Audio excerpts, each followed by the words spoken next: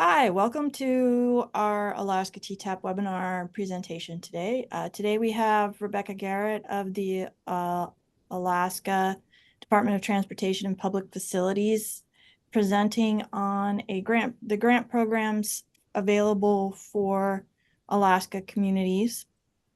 And at this point, I'm going to turn it over to Rebecca to talk about the Winter Rural Access Programs by the Alaska Department of Transportation and Public Facilities. Hi, good morning. Thank you for having me. Again, my name is Rebecca Garrett. I'm the new Frontier Roads Program Manager here at Department of Transportation and Public Facilities. And I'm going to talk today about the Winter Rural Access Programs, or WRAP, as we've started calling them. I'm relatively new to the agency and all three of these programs. So please let me know if you have any questions. And if I don't have the answers right now, I'll get back to you as soon as possible. The application due dates are fast approaching, and there are a few changes this year that will take just a little more time, and I want to let everyone know about them. All three winter programs officially opened on September 9th. The Winter Trails program is traditionally open year-round and will remain that way.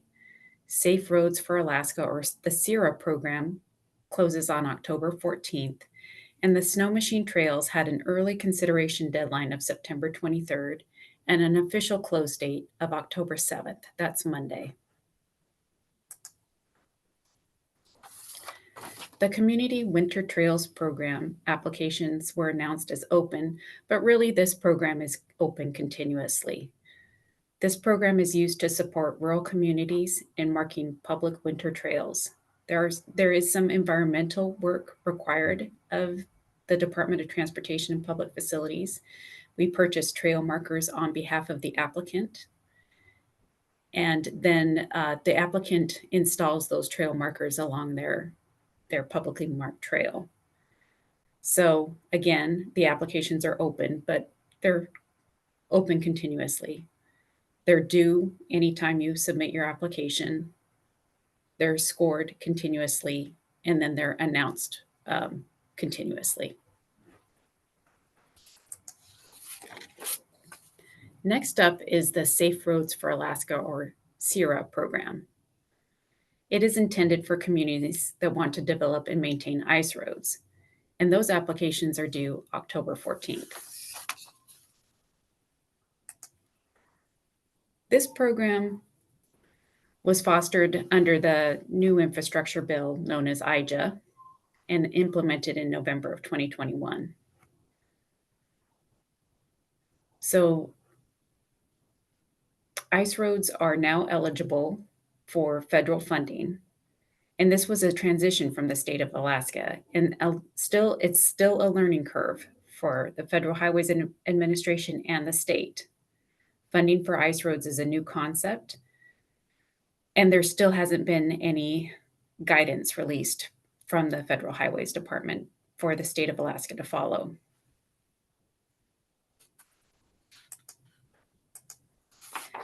So in past years, in 2022, no, I'm sorry. Yeah. So I'm a little confused on my years. I apologize. 2022-23 was the inaugural season, and they were able to use federal funding for that year. In the next year, 23-24, we were unable to use federal funding.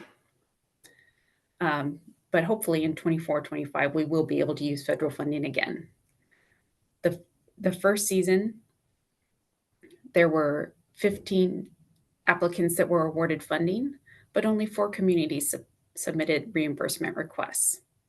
In the next year, 3 additional communities received funding and only 5 communities submitted reimbursement requests. The program requires a lot of documentation.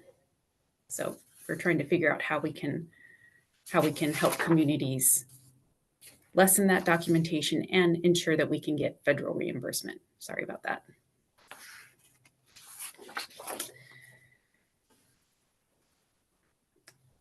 It's important to note that when you're applying to this program, that it's a reimbursement program. Actually, all three of these programs are reimbursement programs and not a lump sum payment up front to complete the project. That means that you have to perform the work and then request reimbursement from the program. The ice roads and Snowmachine Trails require a match of 9.03% of your project. The ice roads has, in fiscal year 24, had federal funding available that wasn't used. That will roll over into future fiscal years, hopefully. So there's a lot of federal funding available for ice roads, and we're looking forward to strong applications.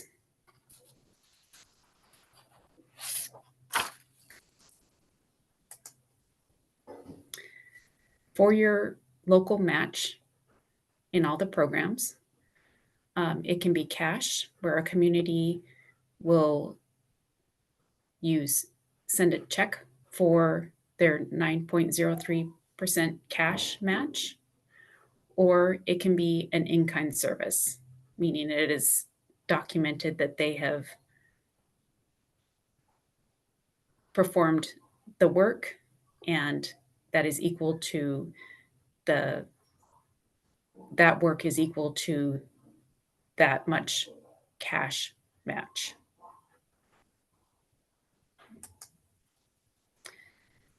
Eligible activities under the Ice Roads SIRA program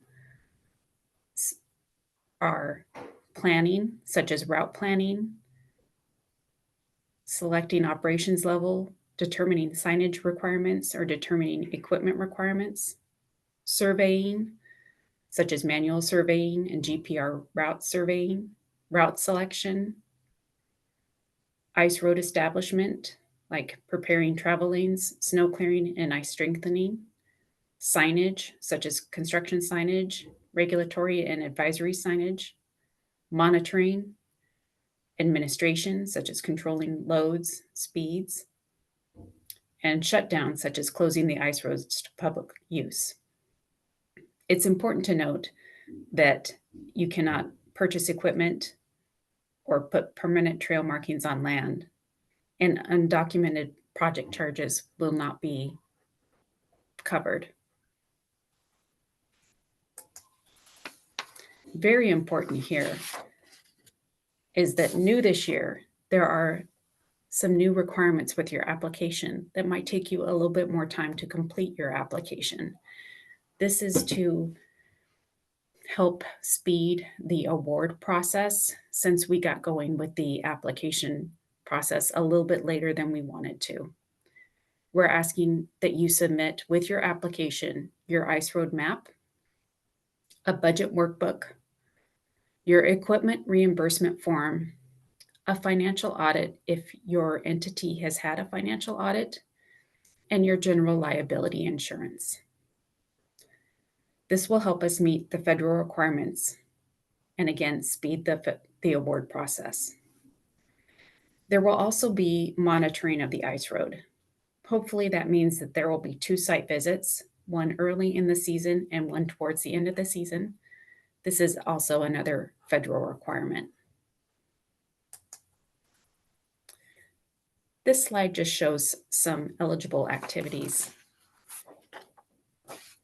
for your ice road.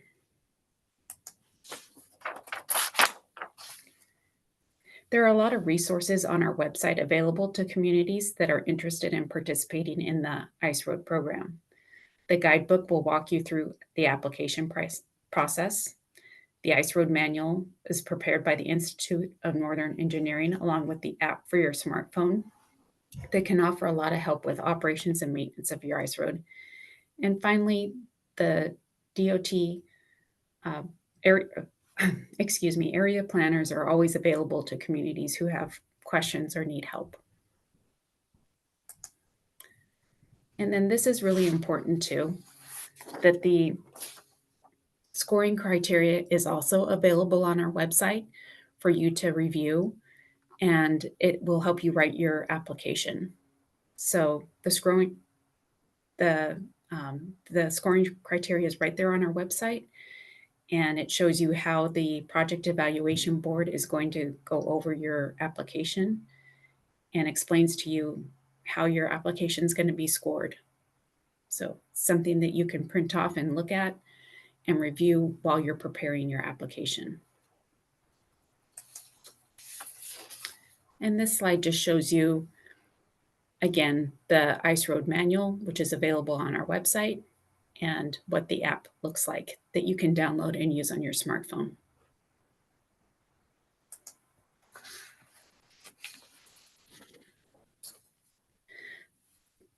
The Snowmachine Trails Grant provides funding to maintain snow machine trails across the state. Applications are due October 7th. The early consideration application deadline already passed.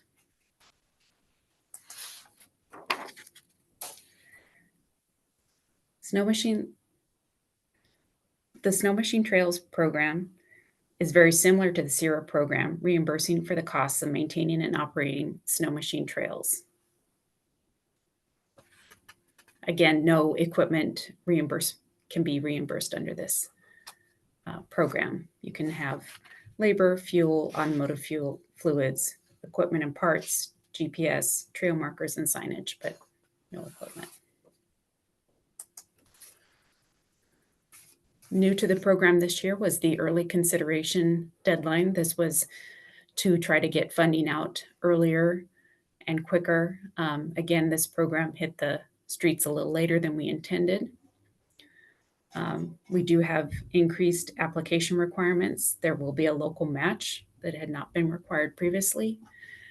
We had asked applicants that they include their trail map, the budget workbook, permit if their trails require permits, and that they include their general liability insurance with their applications.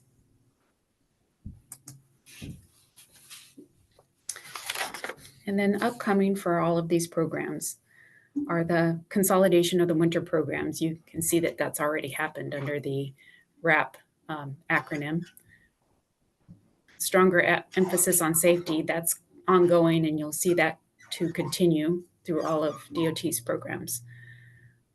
Focusing on the community's priorities for their ice and seasonal roads, that's been ongoing as well, and you'll see that more and more. And earlier project calls, I kind of mentioned that throughout this webinar, but we would like to see the snow machine trails back up into call for projects in July and awards to go from August through August. And the ice roads, we would like to see an earlier project call on those as well. Probably call for projects in July or August and awards certainly by September so that the ice roads can be planned better. And that's it for this presentation. Are there any questions?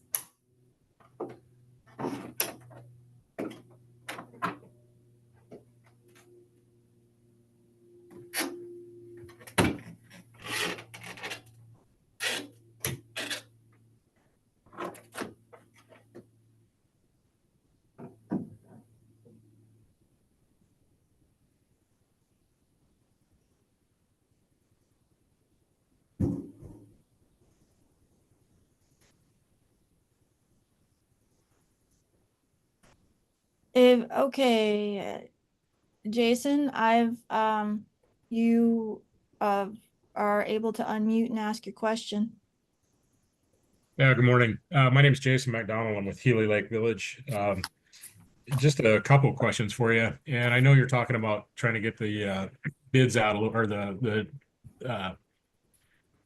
dates a little bit earlier, because one of the issues that we've had in the last 2 years of receiving this is by the time that we get the notice to proceed, it is well into the ice road season, and we typically and nothing that we do during that time up until the notice to proceed date that we can we can reimburse for. However, it's my feeling that if we were to document that could be part of our in-kind. Last year, or this last ice road season, we spent about $68,000 on the ice road prior to the notice to proceed. In my mind, that should be part of our in kind for that instead of then being taken out, you know, as we go along. Does that make sense? Oh, it does. I don't think that Federal Highways feels the same way. I agree with you, but Federal Highways has the requirement of the notice to proceed date being in place before any expenses can be made. Right. Well, But the problem is, I mean, if you know, last year we got it on the 30th of January. The wow, year before it wasn't until February 15th.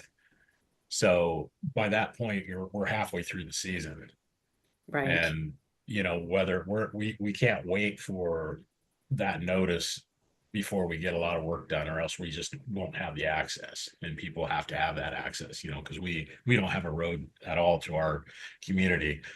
So we're hauling fuel, any kind of construction equipment, or you know, building needs that we have, or you know, basically anything, even along with groceries for folks, because our air service that we have, it's, you know, it's $1.50 a pound. And I know probably some of the folks on here, it's more than that, but we're, you know, paying $1.50 a pound to get air freight in here.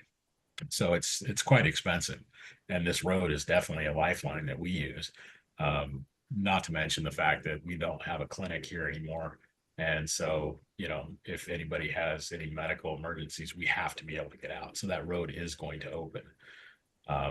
And while I do appreciate the money we get, I think that if it were to be expedited a little bit, you know, so that we can actually start using or start, you know, documenting things earlier in the season, you know, because we typically start around in December, sometimes as early as, you know, Thanksgiving, but we haven't done that in a couple years, but you know, to get this work started, because there's a lot that's being done prior to this that is not captured in any way.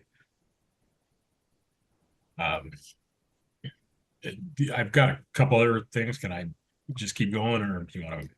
Sure. Okay. One of the issues on the reporting forms that I have noticed is it's like the overtime rate. So when you go to do the reporting section of this, there is no calculation for overtime rate. And I've talked to Kendra about this, or not, yeah, and she said they were going to try to make some tweaks on this, but you know, one of the problems is you rarely work just an 8-hour day, you know, but if I have a guy that's working 12 or 14 hours, it still calculates it out at a flat rate. So there needs to be a correction in there for, you know, for an overtime rate as well. Okay. The question on the new ones, I've been going through the new stuff, and I'm working on it. And I noticed on the equipment budget deal, they have some things, but I'm curious about some of the other equipment that may not be on there, like bulldozers and stuff. And I didn't know if you were just trying to lump that in under the sorry, I'm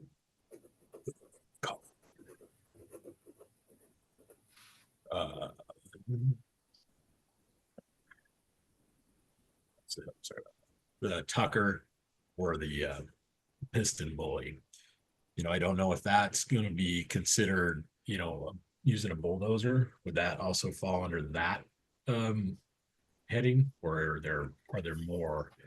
Because as I understand it, these are coming from a DOT, or not a DOT, but from a government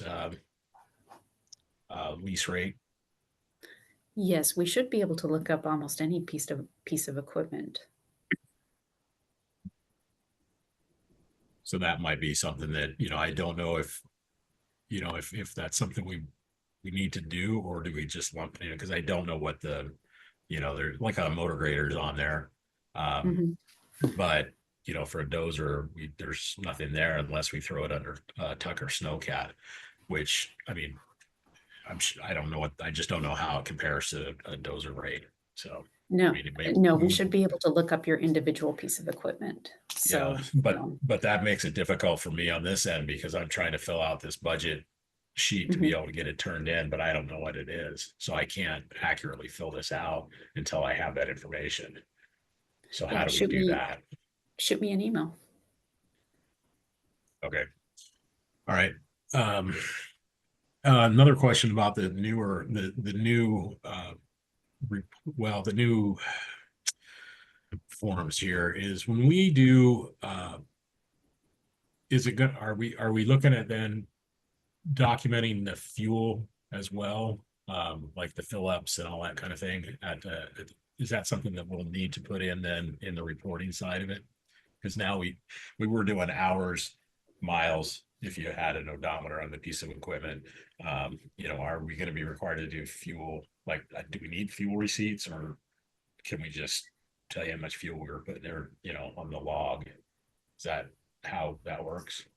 I don't remember. I think that we're documenting just equipment, and the price of equipment might include fuel. Let me get back to you on that question. Well, because it separates it out in the new worksheet, in the budget worksheet, it Okay. separates it out, whereas the last 2 years it hasn't done that. It was just, that was kind of the all-in rate, you know, because it was a by mile rate and that included the fuel, but this one doesn't. It's a, you know, looks like to me for a 12-hour day. But it then it also asks you for the fuel. So I was kind of under the impression that these are going to be paid out separately, or not paid out separately, but, you know, documented separately. You know, the equipment rate and then the fuel, because that is kind of a big one there too. Right. Yeah, we did get Federal Highways to say that they would likely reimburse for fuel, which is a important thing that they had not said that they would reimburse for previously. But the reimbursement per mile is different this year. We are doing the equipment rate, not the reimbursement per mile. Right. And then how do we document days that are more than 12 hours for the equipment usage?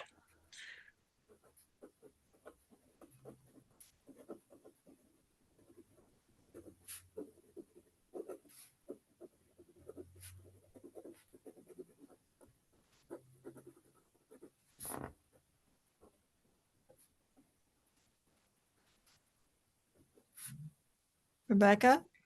Yes. Can you hear me? Yeah. Did you heard Jason's question, right? Yes. How to document days that are more than 12 hours? Yes. Yes. Let me get with Kendall and get back to you on that. It sounds like the spreadsheet that we've created has some limitations to it. Yeah, it's no problem. Again, I'm just trying to get this filled out and going through it.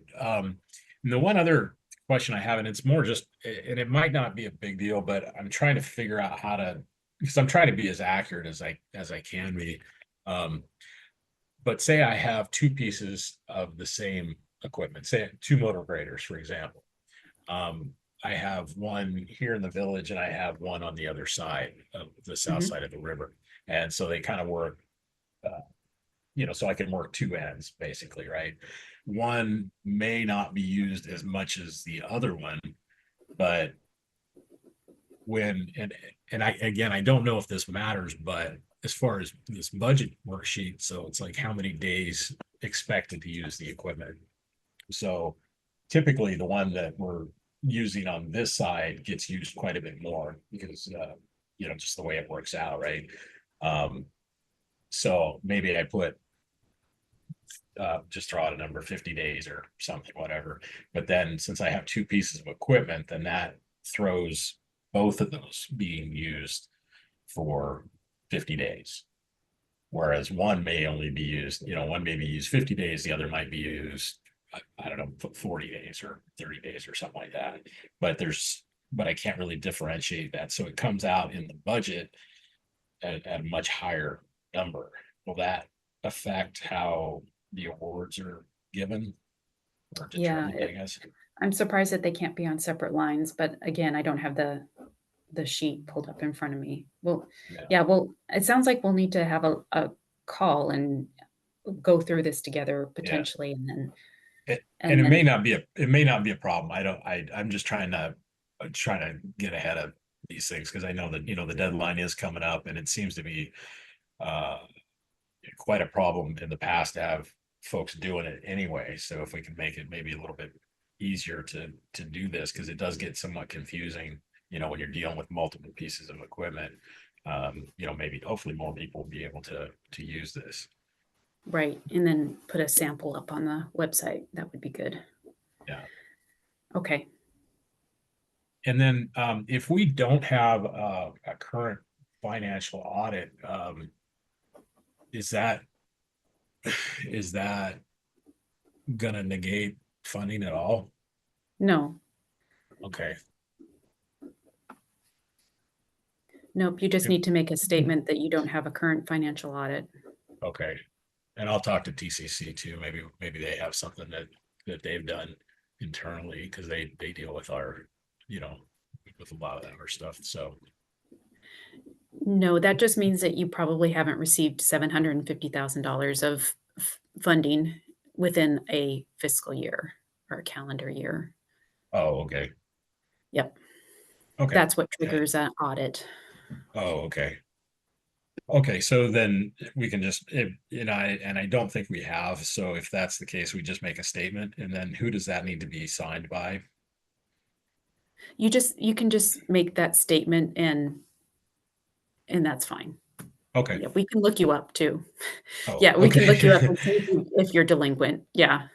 Okay. All right. That Yep, sounds good. but it shows due diligence on our part for federal highways.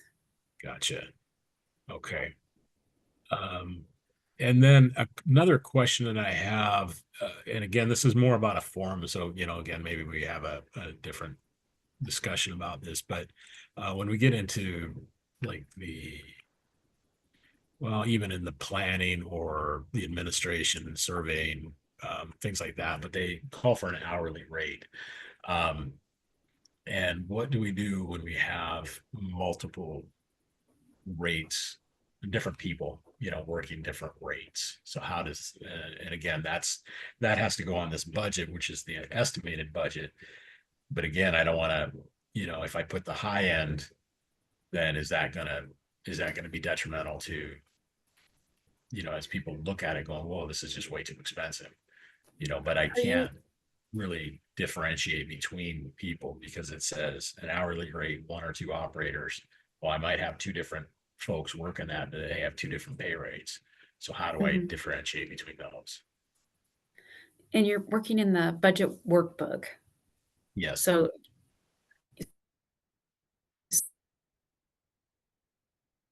so you're just making a line for they roll up and then you put your budget totals on the application? Um, well, I actually haven't gotten that far. I haven't finished the budget worksheet yet, but I figured once that was done, I would just use the summary page of that Right. to put on the application itself, um, which is what I understood I needed to do, but I might be mistaken on that. I just haven't gotten quite that far yet because I've got the rest of the application done with the exception of the budget stuff.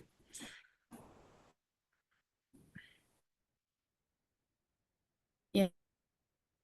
Oop, keep cutting out there. Yeah. So I would just use does the budget workbook not allow for that? I'm sorry you cut out there. I couldn't hear your question. I would use a different line for each operator at their different rates. Does the budget workbook not allow for that?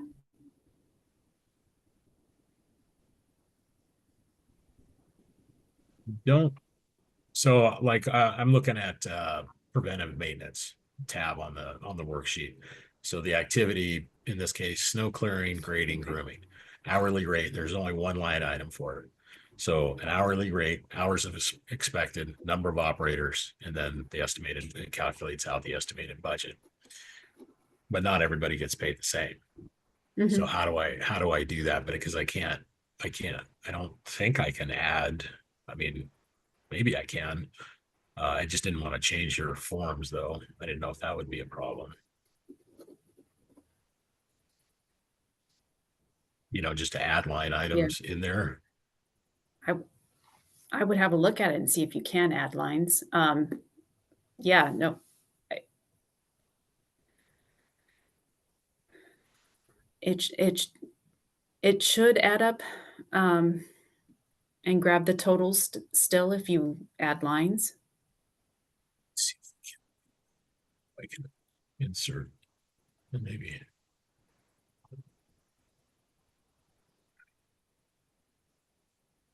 Okay, well, Matt, Jason's figuring that out. Mark, I have allowed you to talk, so you can unmute and ask your question.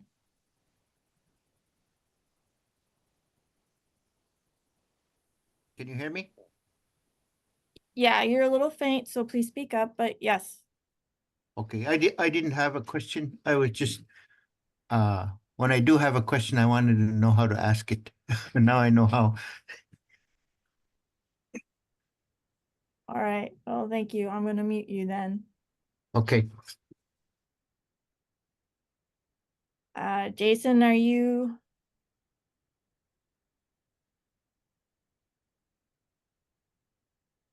I'm sorry, what's that? All right. Does anyone other than Jason have a question at this point? Because it sounds like they're possibly Jason and Rebecca, you need to take it offline for a one-on-one to go through the spreadsheet in detail. Unless other people also have questions about the spreadsheet.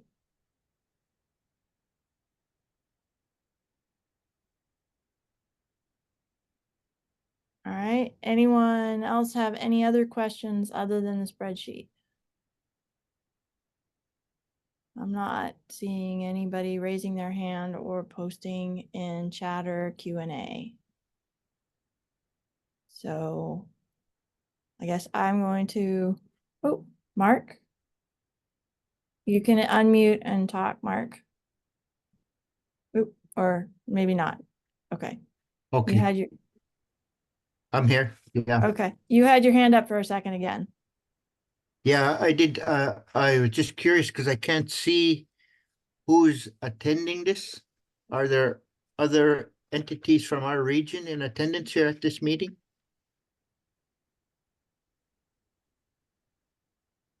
I have names, I don't have locations. So if anybody is from Mark Leary's region, do you want to raise your hand? Stephen, Nick, Moses,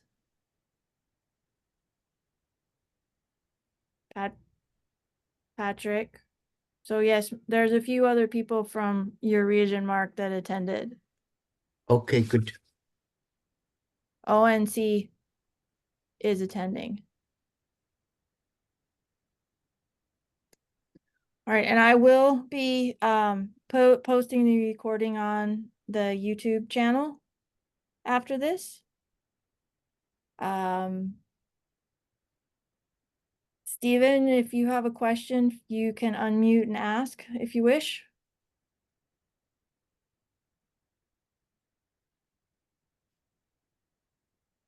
Well, if there's no more questions, I'm going to stop recording and then end the meeting. Thank you all for coming. Thank you for your presentation, Rebecca.